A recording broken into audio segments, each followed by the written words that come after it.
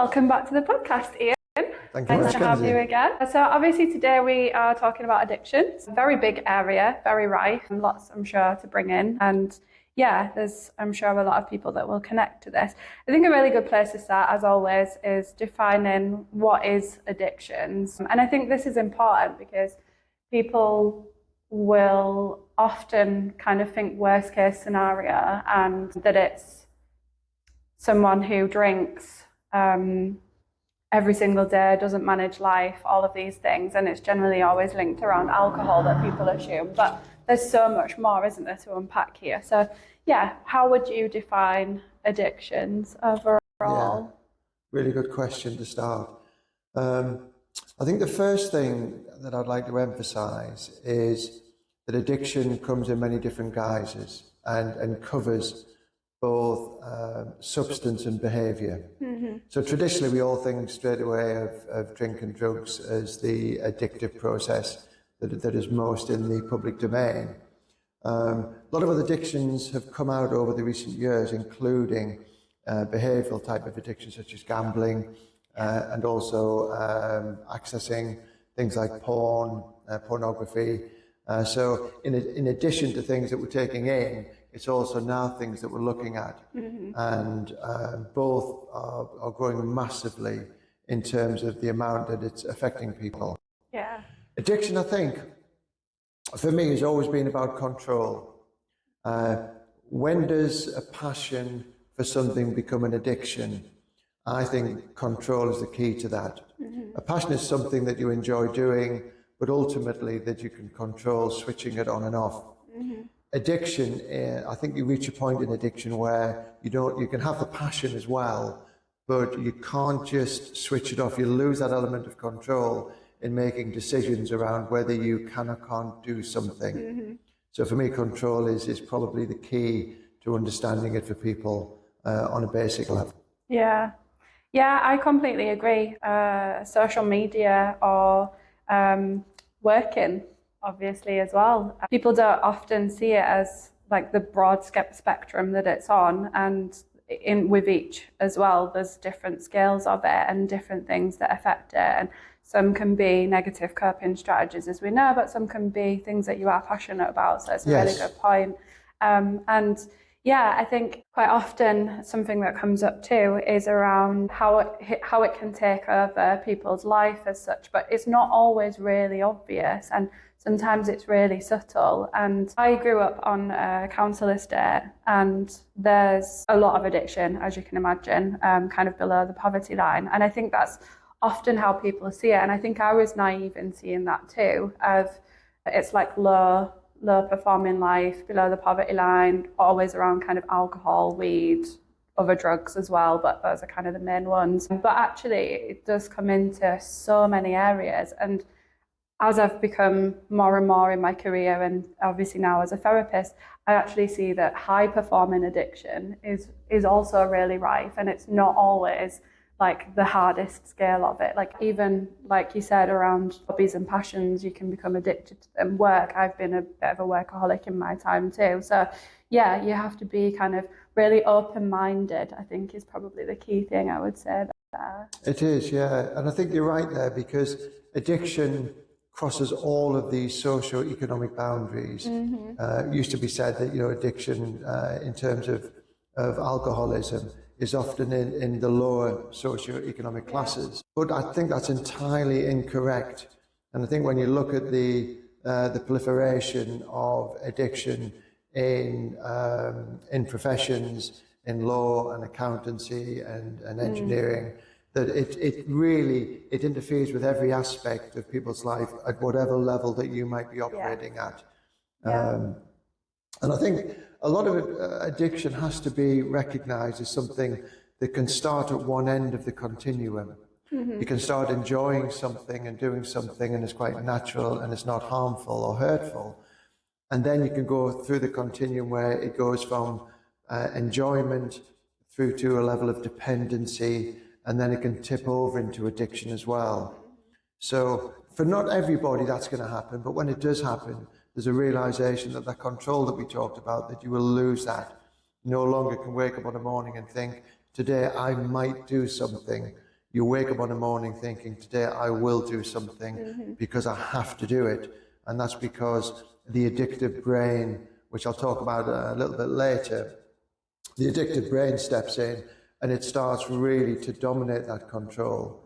It becomes almost a robotic response to something rather than, well, today I'm not going to do something. If you say you're not going to do it, you will end up doing it if you're an addict. Yeah.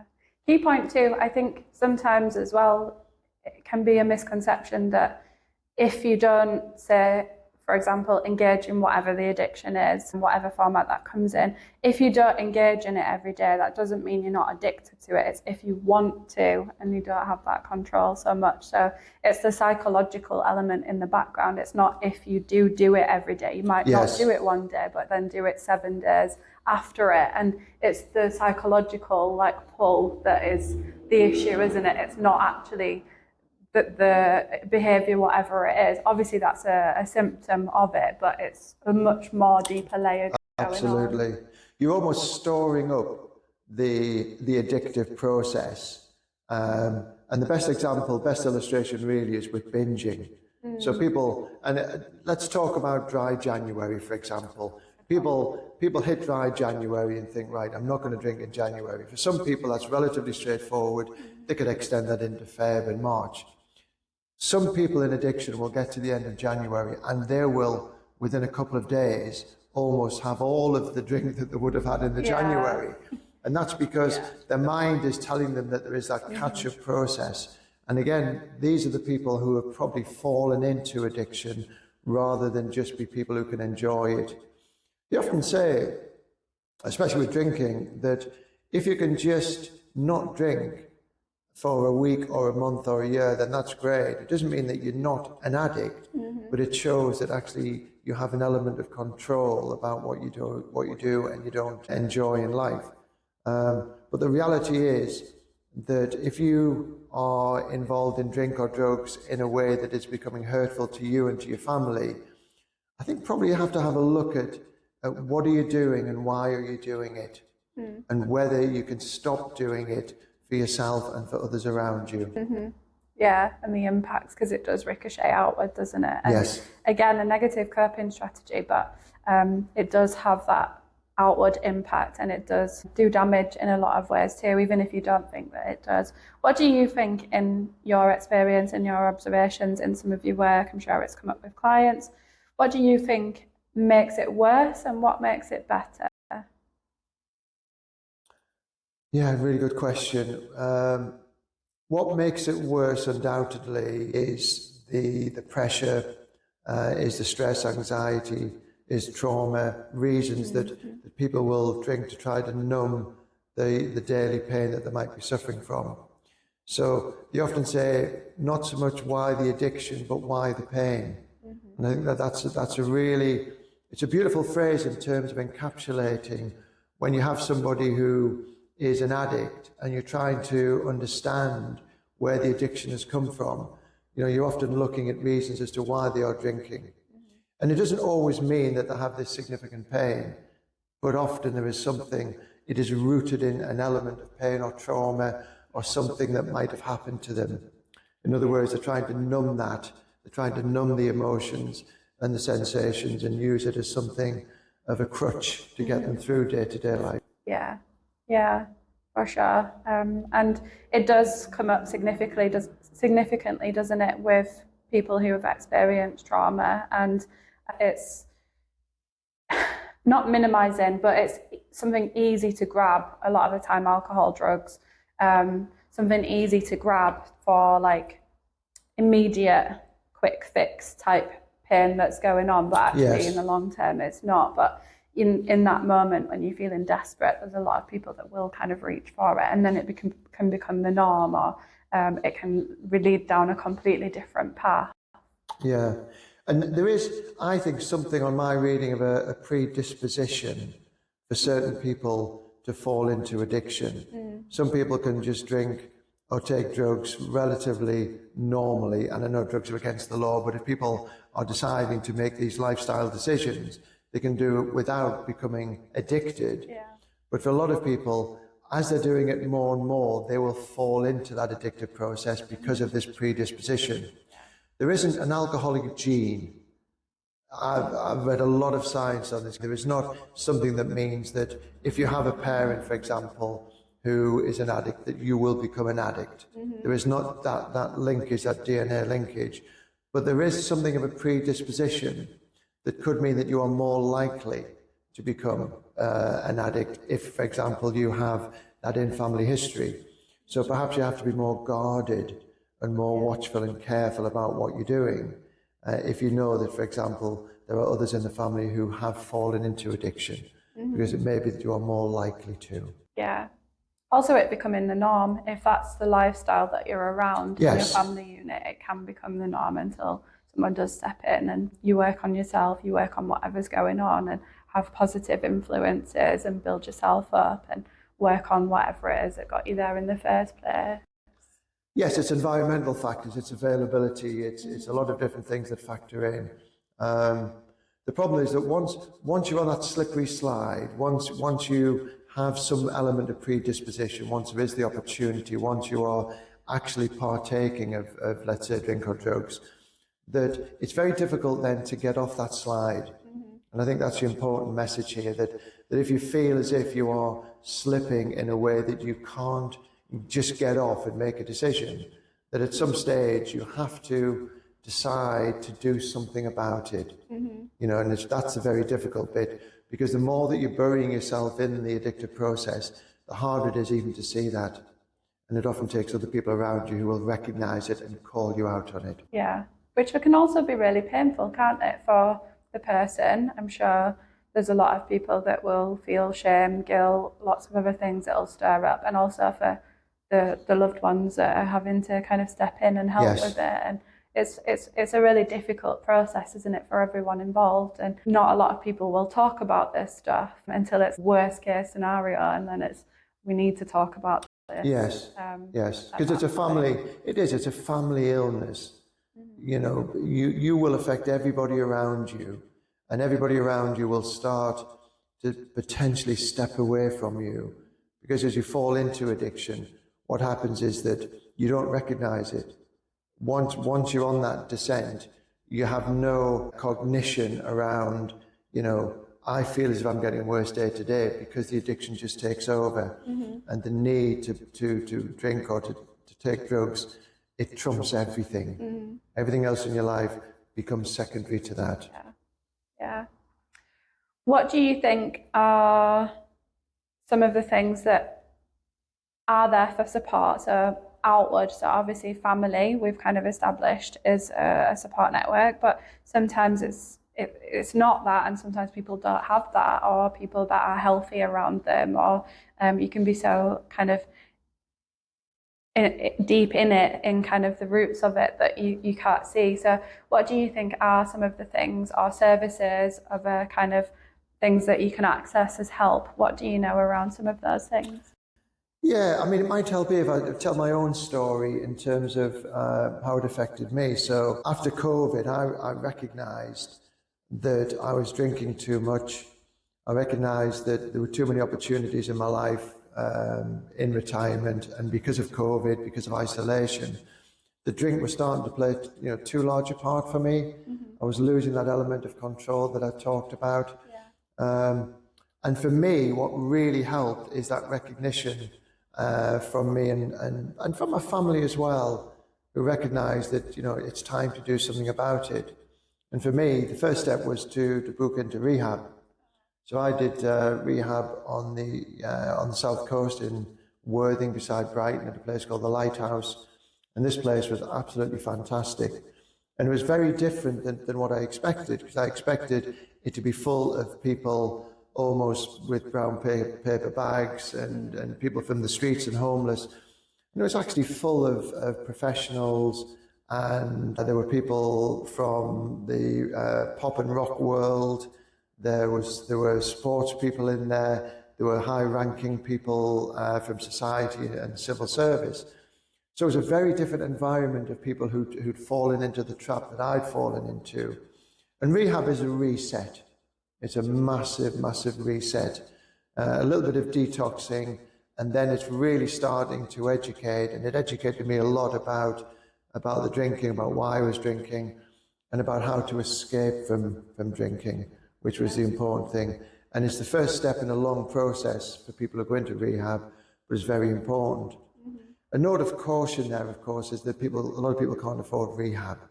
So there are government rehabs as well that you can go into, but a lot of the paid rehabs can be relatively expensive, and also importantly, don't always work.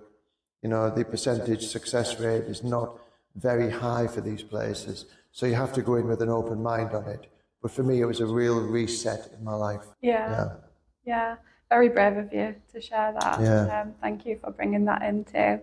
What were your preconceptions, do you think, before starting to work on some of this stuff? What was it that kind of put you off or made you think, oh, I don't want to go there, or not even necessarily just about the rehab, but starting to do that work? Denial. Denial for me was a big thing, and I know that it's a big thing for a lot of people who just don't want to admit to themselves and to others that they're not strong enough, that they don't have the self-will and all of that, and therefore you almost fight it for a long time and try to make sure that you can continue doing it, because the other thing about admitting it is that you have to stop, and if you don't want to stop, you don't want to admit, and therefore it's a self-fulfilling circle of denial that continues. And I think for that reason, it's good to be called out on it as well. It's good for you to start to recognize it personally, but also when others around you start to tell you, we think that you have a problem, you've got to listen to them. The other preconception around it was, I suppose, that would it work? You know, is it going to be an expensive B&B? Is how it's described by certain people. Am I going to end up in there, not enjoy it? You're not sectioned, you can come out any time, but there's a feel in rehab that you've got to stay for the duration. In other words, you've got to stay for at least 4 weeks. So for me, it was a mixture of those things, and also the usual shame and all of that, shame and guilt about it. But with the benefit of hindsight, it's the best thing that I ever did. And I can say that absolutely very clearly. Of all the things, that month in my life has been the most important month of anything that I've done as a reset, and to pull me out of that feeling of I've failed. Because once you slip into addiction, and once you lose that sort of that self-will to something else, it's very difficult to recognize it and to pull yourself out of it. Really good points in there.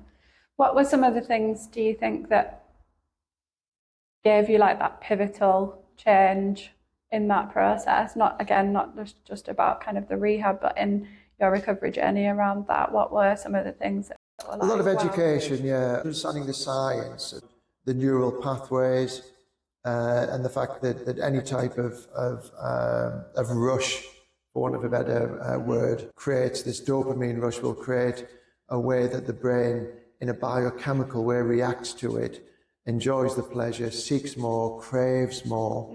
You talk a lot about cravings of things, and that's what happens. The brain is telling you, you need more of this. So a lot of the science made me realize that what's happened, a lot of it is a chemical reaction. It's not just me, that I haven't got the will to do it, or I'm not strong enough. There was actually something that was happening in my brain, that those neural pathways had opened up in a way that was almost inviting day to day it to happen. And the only way to stop that happening was to stop taking the drink.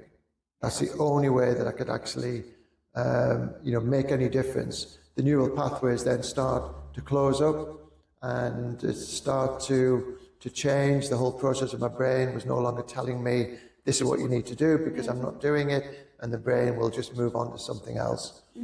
So that was a big thing, the education. Sharing it with other people. This is a huge thing for people to sit together, to admit that they have a problem, a common problem, and to realize that we all have this and that we can all do something about it. That it's not a singular disease, it's not just me in isolation, that millions of people have this. And the only way to deal with it is to start to talk about it, to share it.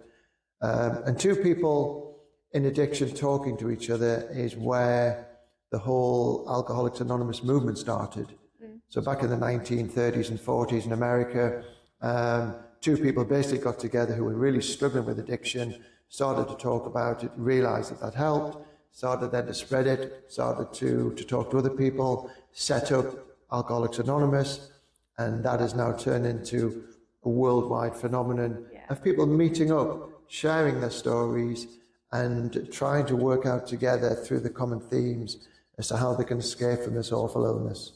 Yeah, peer pressure is so powerful, and yeah, connecting with people that understand your pain. And it's quite sad actually that as humans we connect on emotion, obviously, but the majority of connection that we have and at depth is through pain a lot of the time. Obviously we have love, joy, excitement, all these other positive emotions, but the majority of people do connect on pain. So when you bring in something like this, it is going to be something that's going to have meaningful change. But again, it's being vulnerable, being real, turning up, and being consistent, which I think is the most important in a lot of that as well. Yeah, being able to engage in it as well. Yeah, and the consistency of working it through one day at a time is important. Don't set long goals and targets. You know, I'm not going to drink for so many years. The reality is that once you start not to drink or take drugs, one day becomes two, it becomes 1 month, it becomes 1 year. And before you know it, you know, the years are racking up as well. And you don't get to a point where you start to think, actually, today I'm cured and therefore I'm going to have a drink. You realize that it's dangerous, so why would I bother? The other things that clearly help are the things that are part of AA, which would be getting a sponsor who will help you, who will take you through the 12 steps. And the 12 steps approach is very important in terms of one, admitting the powerlessness that you have over something, working on that in a way that you start to develop your own strategies and practices around not taking substances or not indulging in behavior. And then there's a lot of the steps that relate very much to self-awareness, of admitting as to what's happened, looking at your character defects and coming out the other side. And the other thing is a higher power, is actually the spiritual side is really trying to focus on something. It could be God, or it could be something that you think is strong enough to help you through this. So it sounds very complicated, but when you get a sponsor who takes you through that process, you realize that you just break it down, you admit that your power's over it, and gradually you just start to do the other steps. By the time you get to the end of them, I felt very different, and I felt a lot stronger and able to move on in a way that I became more powerful. Not in a way that I suddenly thought I'm going to go out and take on the world, but just in a way that I could control something that had controlled me for a period of time. Yeah. That's a very difficult process, isn't it? And therapy itself, obviously someone putting a mirror up to you, yourself, your behaviours, your past, these kinds of things. And this is very similar, isn't it? It's a painful process to even go through. Do you think that the 12 steps is rigid, or do you think that it does kind of leave room to be yourself in it and kind of adapt to your individual needs? Yeah, it's a good point, because it's a template, it's a blueprint, and it's only rigid in terms of having to do the steps in the order that they're set down, and they're set down for a reason. But actually, there's a lot of scope within that to be yourself, and you have to be yourself because you're bringing out your own character defects. You know, you're writing down things that you've done personally. You're making amends to people. There's a whole process of things that are very individual. But what I would say is that when you commit to doing the steps, what you realize is that without doing the steps, you can be white knuckling and trying to fight your addiction, but you can be fighting it really on your own. And that didn't get a lot of us into a good place to start with. So doing it via sponsorship, the steps, being in the AA rooms and all of that is a much better way, in my view, to be doing it. Yeah. It brings, again, that peer support, but community as well. Yeah. It's almost group therapy. It's almost people together sharing their stories and helping each other with that sort of common interest of an area that and if I get this right without being too dramatic about it, for people who are steeped in addiction, they will end up either in sobriety, if they're lucky and have to work hard on that. A lot end up in jail or sectioned or die. And there's a lot of suicide in the room, which is really well documented. So therapy can help with a lot of those things as well, if people have the will to get sober. Yeah. I mean, there is a sober, curious movement, isn't there, around? And yeah, there's lots of people that are trying to pull back. I mean, in the UK especially, is a culture, a binge drink culture, isn't there, here in the UK? And there's different things, obviously, in different countries. But yeah, there is kind of this movement that has come up a lot more, and I see more and more of it as time goes too. And do you think that is the way forward? Absolutely, absolutely. The binge drinking culture is probably, in reality, what started a lot of my generation in terms of drinking from a relatively young age.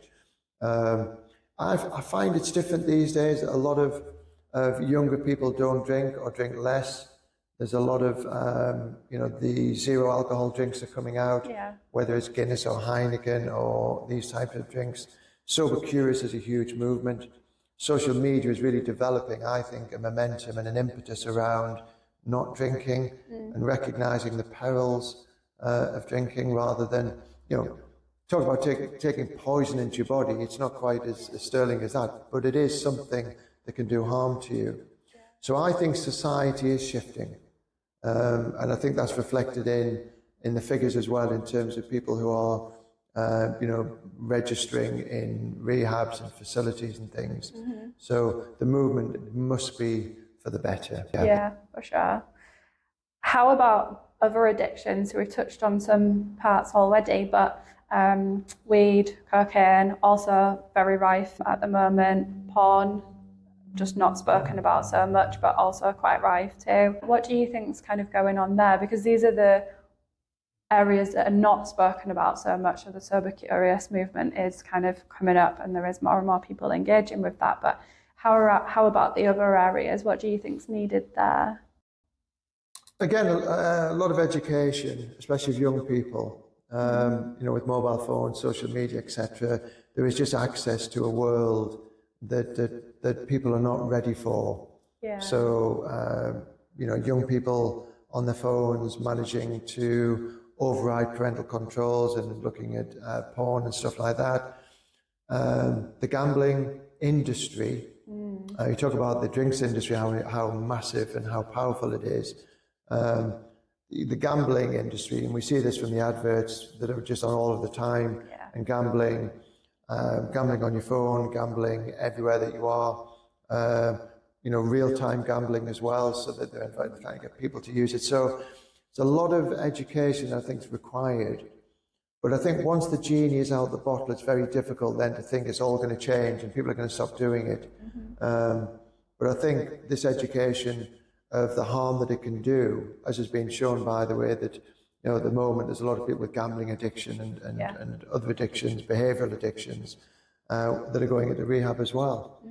So no easy answer to it, but there has to be recognition that it is harmful to individuals and to society. Yeah, I think gambling as well. Gambling, it hurts my heart actually with this one. I mean, they all do, but specifically around things like this as well, because there's not really much support in this area, and because people don't talk about it so much, and it's almost like this fantasy reality online, isn't it? Like you said, you can pull your phone out, you can spend £800 in one night, more, I'm sure people do, but in the flick of your finger and it's gone, and it doesn't feel real because it's on this digital version that you've not really seen this physical thing in front of you, and then it's in that aftermath that you realise, what have I done, and try and correct that behaviour, but it's too late obviously by that point. And it's a very, very tricky area, and it consistently does come up. And the other addictions are not easier in no way at all, but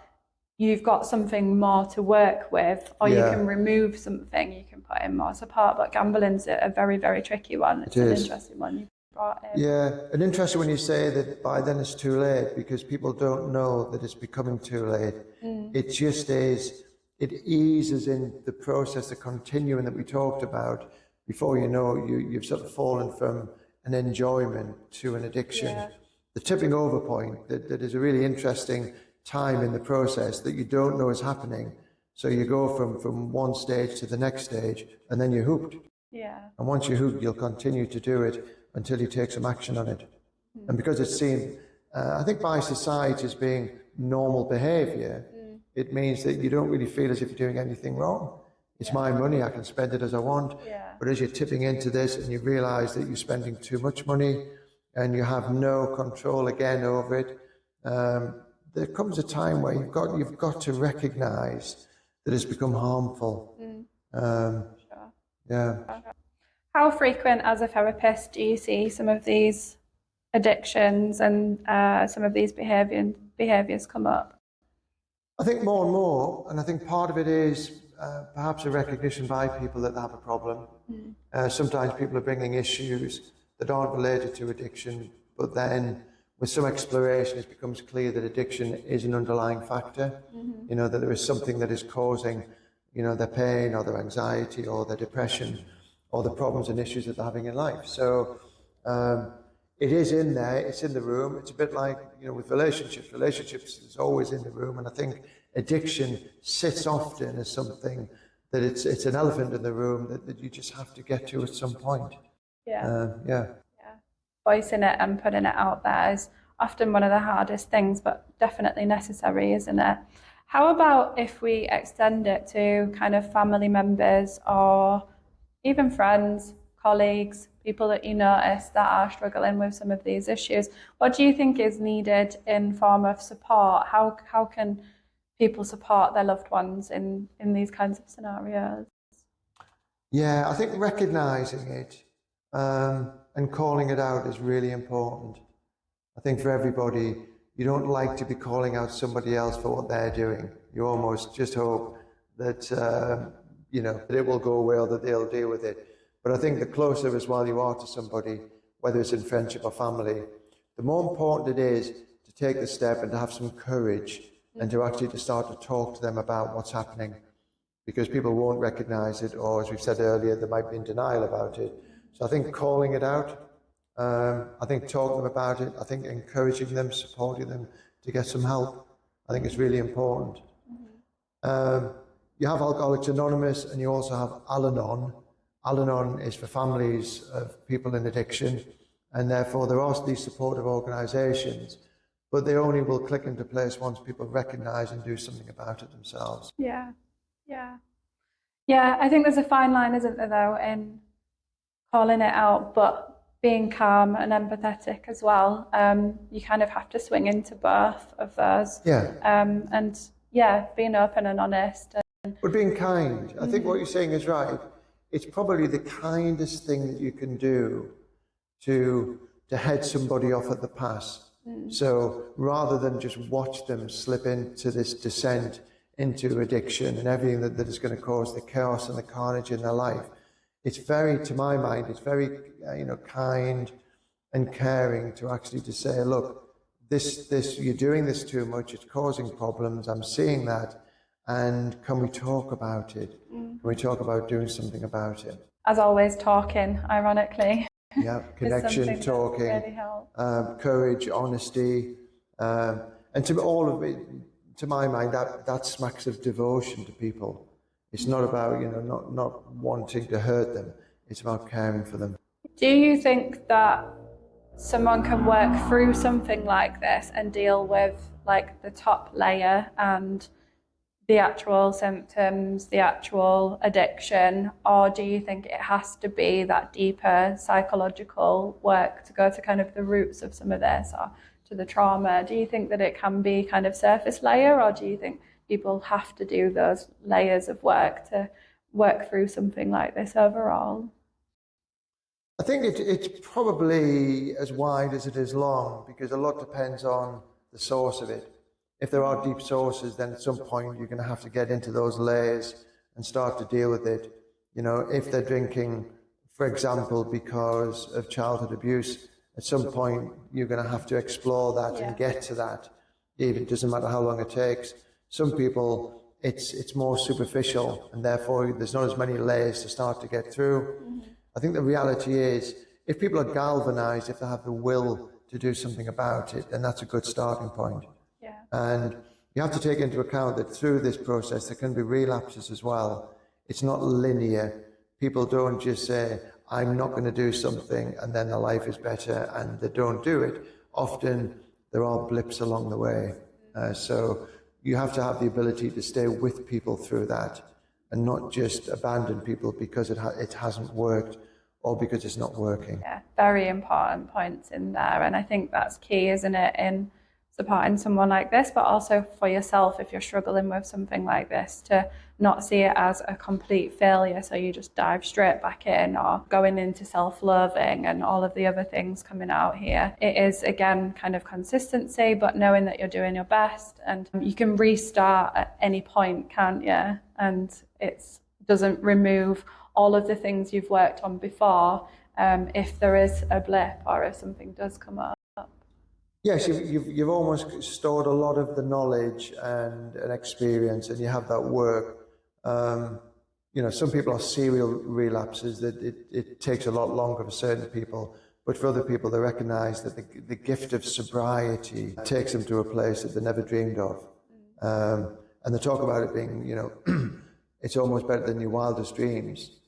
And the reality is that people who are in active addiction will recognize that day to day they are just living in a hell of addiction that they can't escape from.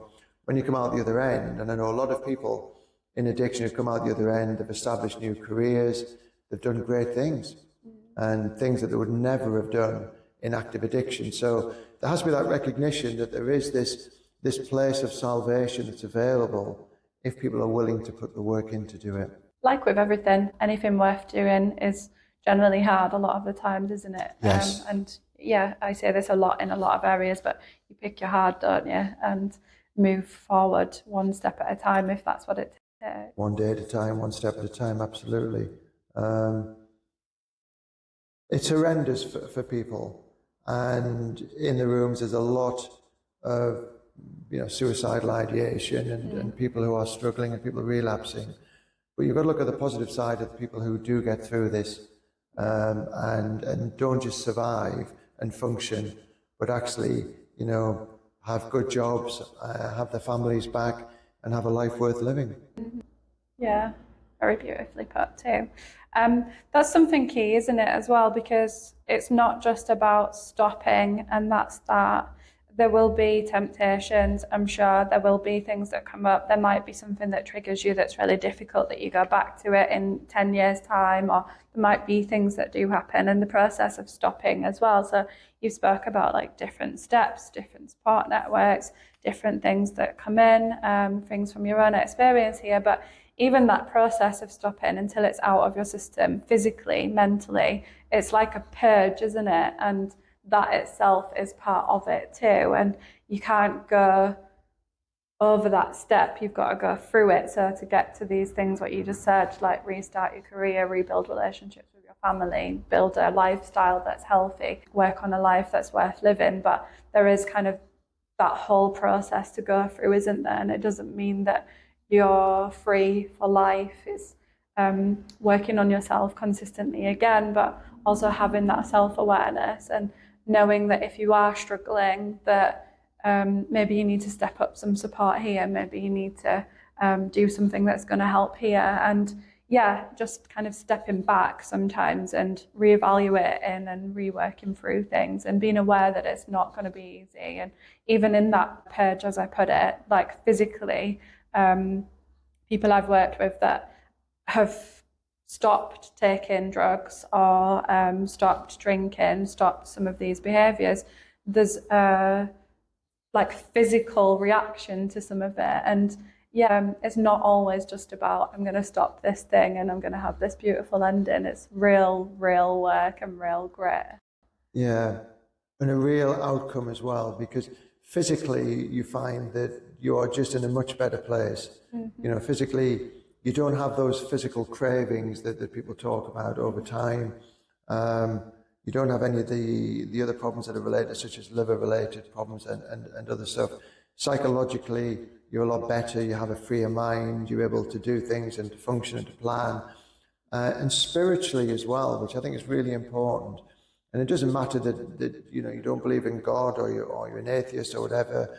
As long as you recognize that spiritually you have to make progress in your life, you have to recognize that there is more to life than just descending into this addictive process. You find that you come out the other end, and there is just a different world waiting. And that's the beauty of it. You know, they used to say that you know, it used to give me wings to fly, and then it took away the sky. And again, it's something that initially, you know, that addictive process becomes something that people really crave and cherish. And before you know it, it's just grabbed you and it's taken you somewhere else. So it's very important, I think, that people recognize that they have to put work into this, but it's worth it. And also bringing in the emotional element that you brought there.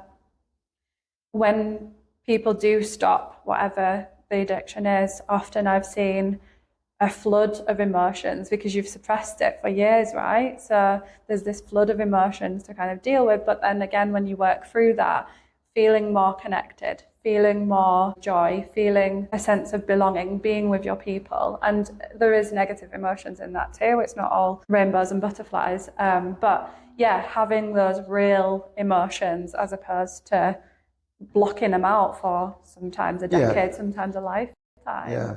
It's the best and the worst thing about sobriety, that you get your emotions back, because it's very much double-edged. And of course, you can't numb out certain emotions. You can't decide, I'll numb that one but keep that one. You know, you've got to embrace the whole thing, but actually feeling that you are functioning again in a way that the emotions are there at your fingertips can be very different for people. I know people who have fallen into addiction very early in life and have lost decades to it. So these are people in their 30s or 40s who fell into addiction in their teens. They've lost 20 years. And for them to get emotions back that they didn't recognize in the first place is difficult. But for a lot of people, they can remember how they were before. And all they're doing really is then recognizing and starting to pull those emotions back into their life and be normal again. Yeah, for sure. And I think as kind of like a worst case scenario here, there are, as an extension to what you said there are people who have been introduced to addictions 11, 12 years old, sometimes younger.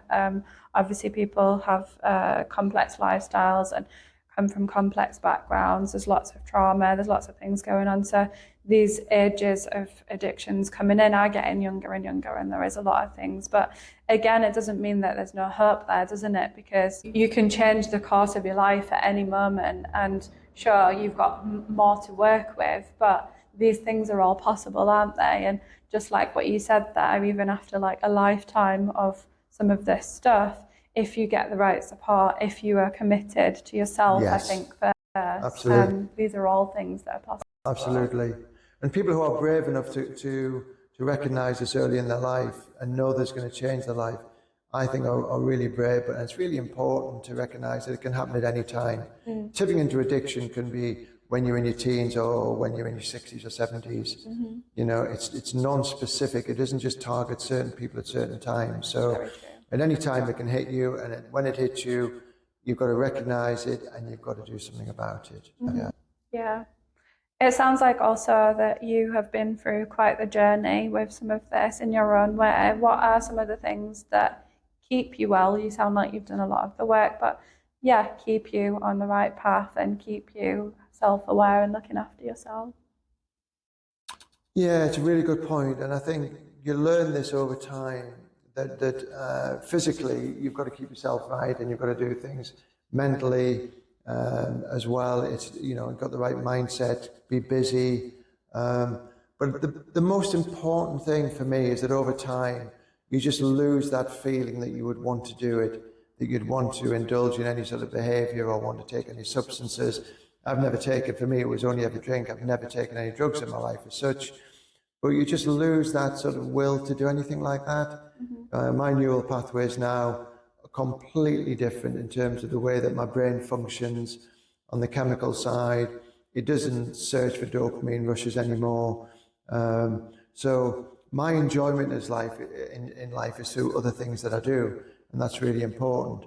But also, you've got to keep in touch with people who've helped you, with AA, with sponsor. And I sponsor people as well, especially young people who have problems in addiction. So a lot of it over time it gets easier, and that's really a big message. That it's people in early recovery think it's going to be like that for the rest of their life. It's not. That's the hard time. Your first day, your first week, your first month. Over time, that gets a lot easier. Yeah. Okay. Some very deep discussions on lots and lots of areas here. And thank you for coming back on the podcast, and very proud of you for working through a lot of this stuff, and thank you for sharing it as well. If you could think of a message of hope for someone that's struggling with some of this, what would you like to say? There is a great life out there. No matter how deep you are in addiction, there is salvation that is waiting. There is a better life away from whatever addiction that you're involved with. You just have to recognize that your life needs to be changed, and you have to actively do something about it. Don't just sit in that misery. Change it for you, and change it for your family and for people around you. Very powerful word. Yeah. Thank you.